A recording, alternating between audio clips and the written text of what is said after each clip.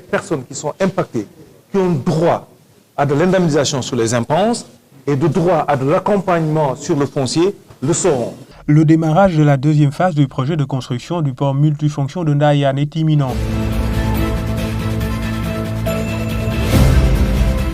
Le directeur général du port autonome de Dakar veut s'assurer de la levée de toutes les diligences qui gêneraient sa mise en œuvre. C'est toute la pertinence de cette rencontre avec les deux commissions départementales de conciliation de Mbour et de Rufisque.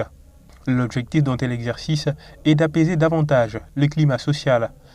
Il était important aussi le fait de démarrer, de rassurer les populations et aussi de faire un échange pour harmoniser les éléments de langage et les niveaux d'engagement des deux commissions de conciliation. La réunion nous a permis de mettre à jour sur les modalités de travail entre les deux commissions. Rien qu'à Mbour, déjà 100 actes de conciliation ont été signés, soit plus de 2,5 milliards de francs CFA. Dans le département de Rufisque, au moins 21 emprises doivent être libérées.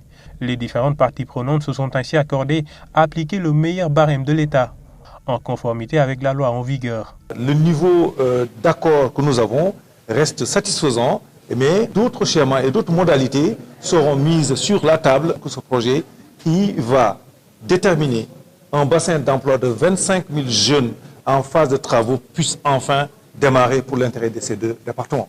Ainsi donc, tous se félicitent de cette initiative du directeur général Muntagassi, tendant à concilier et fédérer tous les acteurs qui gravitent autour du projet du port de Ndayane. Nous saluons également la démarche du nouveau directeur général du port qui s'est déplacé pour venir nous rencontrer, pour trouver une solution.